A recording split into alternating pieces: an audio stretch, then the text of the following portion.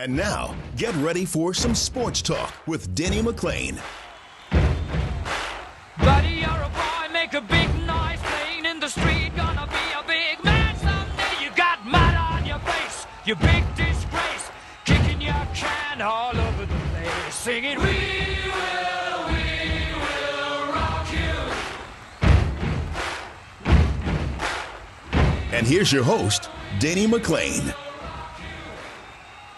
Good morning, I'm Denny McLain. And I'm Ron Cameron. Welcome to another edition of Sports Talk. Good for you. Right on. First of all, what the hell is wrong with the Lions? There's so many things that are going wrong in that camp right now, starting with discipline, and we'll tell you all about that. Mr. Rogers is in town today, and be careful because Mr. Rogers is playing very well again. He's in the neighborhood? He's in the neighborhood, all right. And can anybody get into the Hall of Fame with an ERA of 3.91? Absolutely not. Just hang on a minute. And Absolutely. then, folks, we got a breaking story. They're talking about settling the hockey strike. Yes. Maybe in the year 2013. I've given up on these guys, and I'll tell you why in a minute. But first, the Lions and Mr. Rogers. Well, let's talk the Lions first. So, first of all, Sue just mentioned now he would never taunt anybody. And what do you mean, he never taunt anybody? He said if somebody's injured, I wouldn't laugh at somebody that's injured. That's what everybody's claiming he did. And you're stating that he did? Well, that's what the whole other team's saying about him. Who? They had he hit a guy and he got a concussion. Yeah. And 3 or 4 of the Lions, including Sue, were over him just laughing at him when they're checking him out, laughing at him. But you know what? And I don't He like said I was laughing, but I was laughing because we made a good play. I don't like to take this side of any argument, but you know what? First of all, it's the NFL. Yeah. Yes, they're much more cautious than they've ever been in their life. Oh, no yeah, question about it. I mean, they're taking care of guys in a better way. As a matter of fact, they're proposing right now that when you score a touchdown, for next year they're talking about this. They're going to have it maybe in the exhibition season. When you score a touchdown, you get the ball back as the offensive team. You get the ball back. They're trying to remove these injuries on kickoffs. And you can either play it as 4th and 15, or you can punt it away. That's what they're talking about. Honest to God. I mean, you can't make this stuff up. If that's what they have to do to prevent further injuries, do what you need to do. But don't kill the game with all these little silly things. That is silly. That would be silly. But I mean, think about it. You score a touchdown, now they give the ball back to you, and if you make a first down at 4th and 15, you do it again. Here's the kicker. If you do it on 4th and 15, you do it again. I mean, these games will wind up 148 to 124 because the offenses are so sophisticated today. Let's talk about Titus Young. Yeah, go ahead. Talk about Titus. Titus Young. I'm afraid of this guy. This guy, not the brightest bulb in the chandelier, folks. He was a thug in college. He's a thug in the NFL. Now the Lions, for some reason, not released him as of yet. Nothing. He's still here. But here's the kicker. The Lions have coming out with their calendar 2013. You may have read about this. Oh, God. Wait till you hear this. Titus Young is on the cover. He's not going to play another down here. He's on the cover. He's scheduled for surgery if he shows up for it. That's what Schwartz said, yeah. If he shows up. Then you got Broyles, who's also going to have surgery. Yeah. What happened to the team is what and when I say that, I want to point something out. Everybody talks about what a great year Stafford is having again. Folks, he throws for 400 and 500 yards every week, and they don't win. That's my point. So, let's not blame Stafford for just a moment. Let's blame the coaching staff. Because if a guy can throw for 400 and 500 yards every weekend and you don't win, it's got to start at the top. And if you don't start looking at the top, Mr. Ford, you're going to wind up where we were just a couple of years ago. Because it's like we were talking about before the show. We've got Rayola. No, not Rayola. Rayola. We got Rayola ripping Young the other day in a real serious way. And I want to tell you something. Mr. Rayola, you were a part of the 0-16 team. You got no room to talk about how much of an energy a guy is given to a football team. It just upsets me that guys are ripping each other. Yeah, it happens once in a while, but you're making a career out of it. You're making a career out of ripping some general manager who may or may not be real. It may just be somebody you're hanging around with every day for all we know. But you got to get off this soapbox. You got to get back to playing football. You guys are now 4-8. You got to win a game. Then go ahead, pop off again, tell stories, tell jokes, but stop this nonsense with ripping everybody because they call you a bad name. Shame on you. There used to be a saying, right? Sticks and stones will break my bones, but names will never hurt me. Ray, please go back to that. The Lions have drafted, you want to draft character players. That's fine.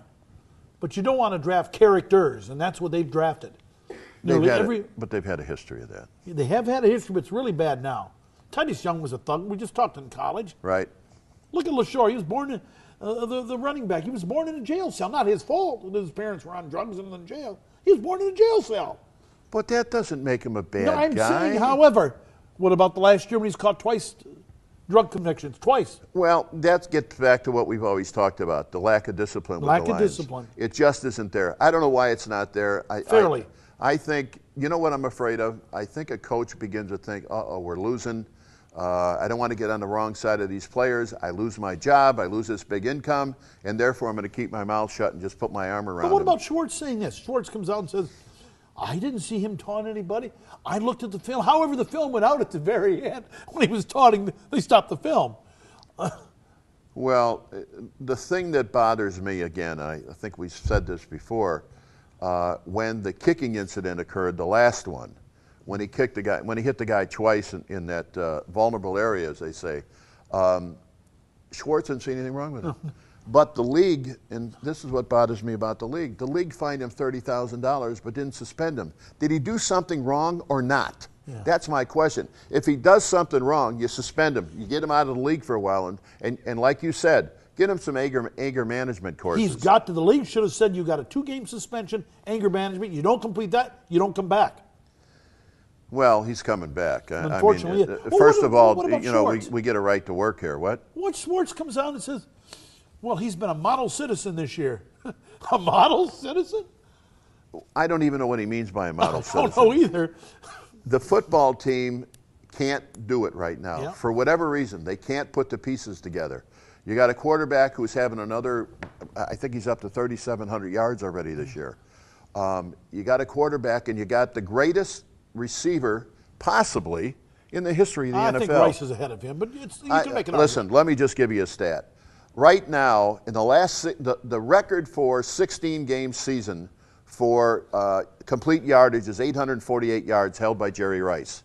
The last 16 games, although be it 2 different seasons, our guy, Johnson, has 2,100 yards in 16 games. But Denny, I'm doing something. And the catch he made last Sunday, this one-handed thing, like Bud Lynch, is as good. Oh, stop it, Bud Lynch. Was as good a catch as I've ever seen in my life. That's enough. We'll be right back after that horrible, horrible description of the catch.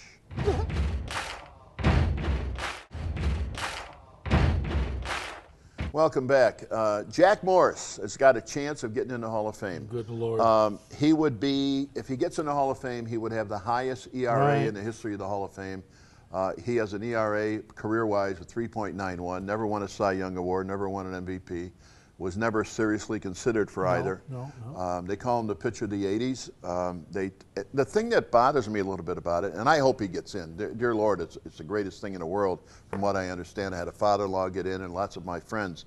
But the thing that bothers me about it, people are promoting Jack to get into the Hall of Fame because of a game he pitched. One game. Out of all the games he pitched, they're talking about one. Series. He wins 1-0 in a World Series game. Big game, a lot of excitement and everything else. But, folks, that's not the way you get in the World Series at one game. Plus, Jack had a real personality problem with the writers. Horses red. Well, maybe. I'm stumbling all over myself because he's got stories to tell you about Jack. But he wasn't technically, according to the stats, the pitcher of the 80s. Certainly not the 90s because he retired soon thereafter. But, he was a dog-hearted pitcher, went out there every time, he did his thing, and everybody respected him because he wanted to go 9 all the time. But you know what? He got a 3.91 ERA. Plus, The only reason he's really being given consideration is because there's a lot of guys coming up with red juice right now, the steroids.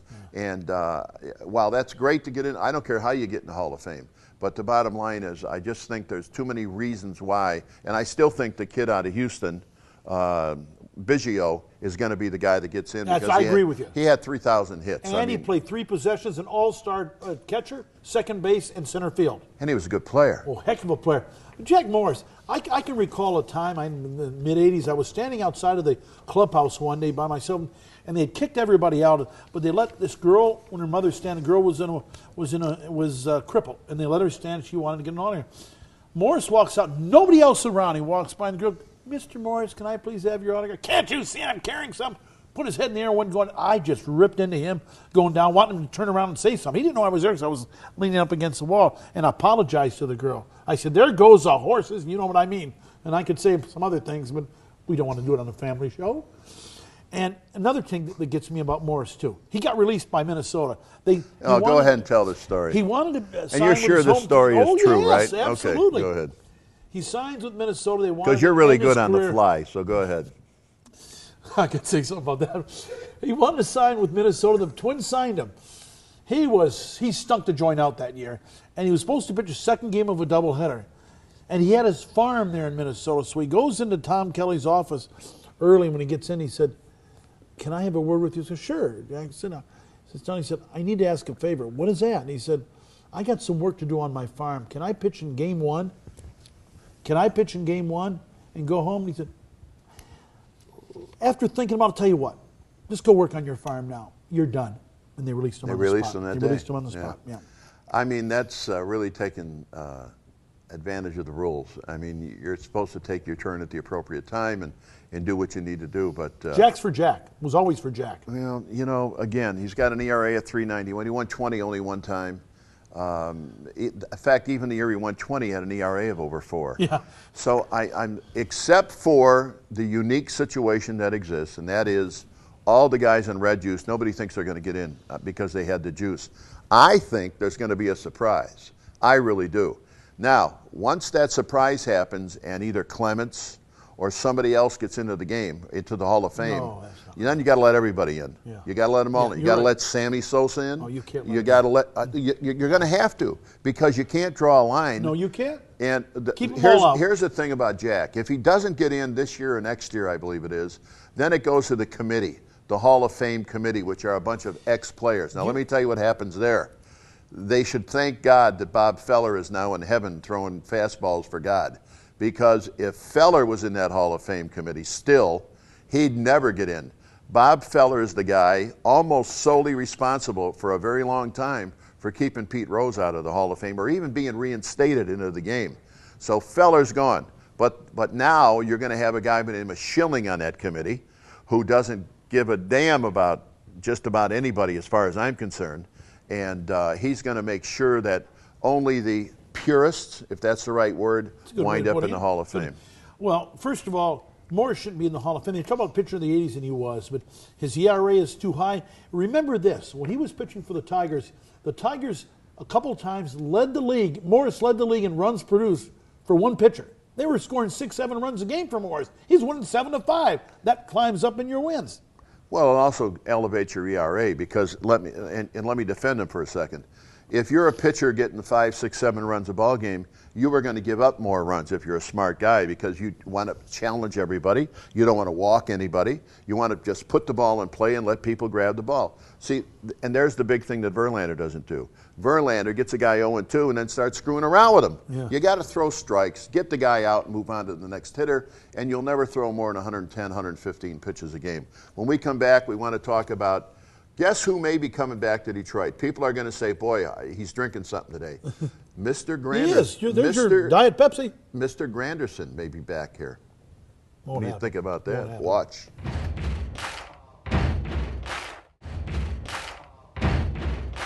All right, welcome back. What do you think about Granderson joining us? Won't again? happen. Why? They don't need another left-handed bat in the lineup, and his play in New York the second half of the year went down. In the playoffs, he couldn't hit water if he fell out of a boat. If he fell out of a boat, he couldn't hit water. He'd hit land. That's really good for you. The Yankees just exercised a $15 million option. But they mentioned he's available. They're just doing that for the trade. That's Absolutely.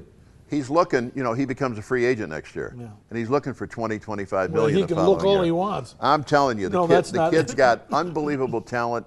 If somebody, I don't know what they did with him when he first went over there, because he started hitting all those home runs and just became a superstar. And started hitting left-handers. That's my point. So my question is, what happened between that and where he wound up the season? Because cocky? Whatever. No, he's not that kind of a kid. He's from Illinois, just like I am. What the hell? Nobody from Illinois is cocky.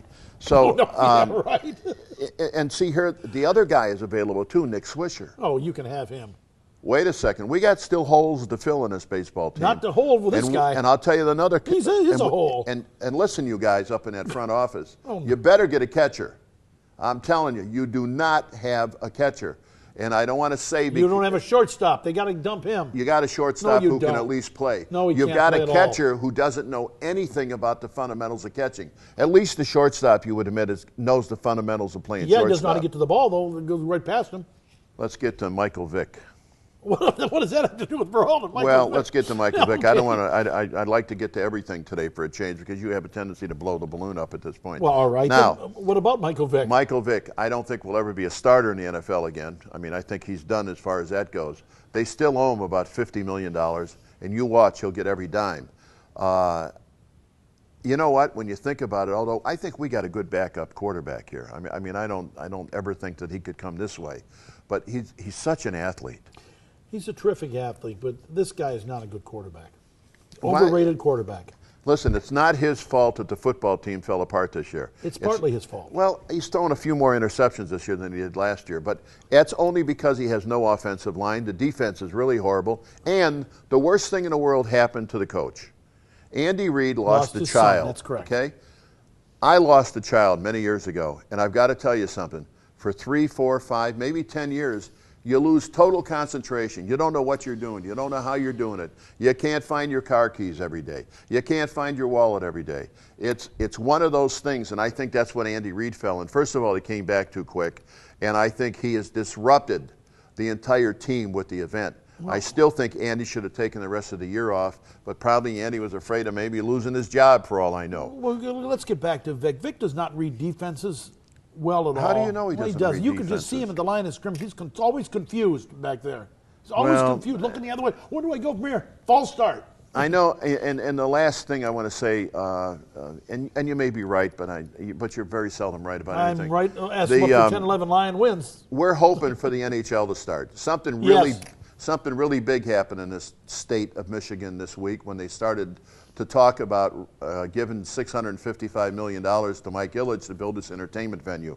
Listen, by the time we get through with this, everybody's going to want this. I promise you. Next week, we're going to have Mike Duggan on this show, and Mike is going to tell us an awful lot about what this venue is going to be all about.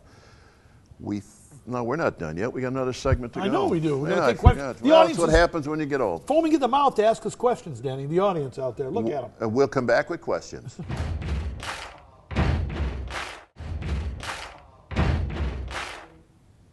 Welcome back. Before we take some questions from our audience, I got to say, you've got something to announce, another restaurant. Typhoid Telly's Diner or something? No.